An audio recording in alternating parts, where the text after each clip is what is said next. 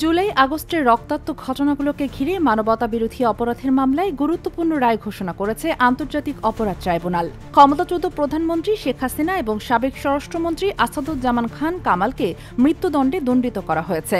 এদিকে দোষ স্বীকার করে রাজসাক্ষী হওয়া সাবেক আইজিপি চৌধুরী আব্দুল্লাহ আল মামুনকে দেওয়া হয়েছে 5 বছরের কারাদণ্ড। গণঅভ্যুত্থানের সময় সংগঠিত হত্যাকাণ্ড সহ মানবতা বিরোধী অপরাধের ঘটনায় এটি প্রথম রায়। সোমবার 17 নভেম্বর দুপুর 12টা 40 মিনিটে 453 পৃষ্ঠার বিশদ রায়ের পাঠ শুরু হয় বিচারপতি মোহাম্মদ মুহিতুল হক এনাম চৌধুরীর হাত ধরে। 3 সদস্যের বিচারিক প্যানেলের নেতৃত্বে ছিলেন ট্রাইব্যুনাল 1-এর চেয়ারম্যান বিচারপতি মোহাম্মদ গোলাম মর্তুজা মজুমদার।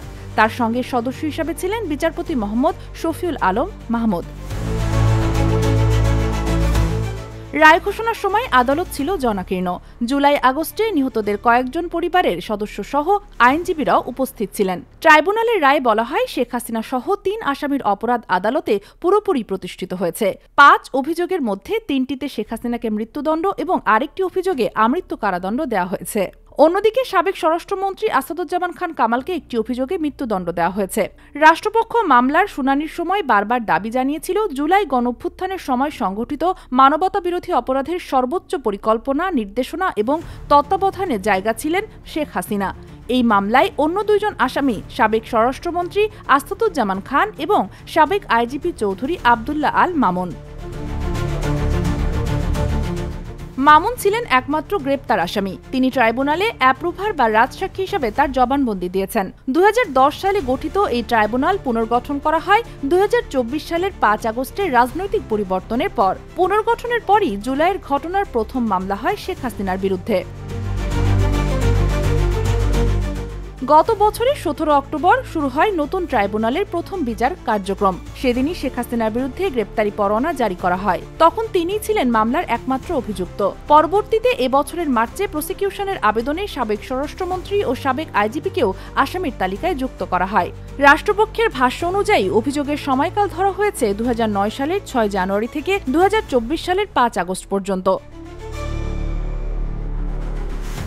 10 জুলাই আন্তর্জাতিক অপরাধ ট্রাইব্যুনাল 5 অভিযোগে 3 আসামির বিরুদ্ধে আনুষ্ঠানিক অভিযোগ গঠন করে বিচার শুরুর নির্দেশ দেয়। অভিযোগগুলো ছিল উস্কানিমূলক বক্তব্য প্রদান, হেলিকপ্টার, ড্রোন ও প্রাণঘাতী অস্ত্র ব্যবহার করে আন্দোলনকারীদের হত্যার নির্দেশ, বেগম রোকেয়া বিশ্ববিদ্যালয়ের শিক্ষার্থী আবু সাইদ হত্যায় প্ররোচনা, সহায়তা ও সম্পৃক্ততা। গত বছরের 5 আগস্ট চানখারপুলে 6 জনকে গুলি করে হত্যা এবং আশুলিয়ায় 6 জনকে পুড়িয়ে মারার অভিযোগ। মামলায় আহত, প্রত্যক্ষদর্শী, আন্দোলনে অংশ নেওয়া ব্যক্তি ও চিকিৎসকদের সহ মোট 54 জন সাক্ষী ট্রাইব্যুনালে জবানবন্দি দিয়েছেন।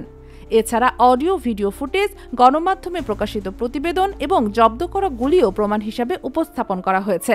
12 অক্টোবর যুক্তিতর্ক শুরু হয়ে 23 অক্টোবর শেষ হয়। সেদিনই চিফ প্রসিকিউটর তাজুল ইসলাম ও অ্যাটর্নি জেনারেল মোহাম্মদ আসাদুজ্জামান দুজনই প্রধান 2 আসামির মৃত্যুদণ্ড দাবি করেন।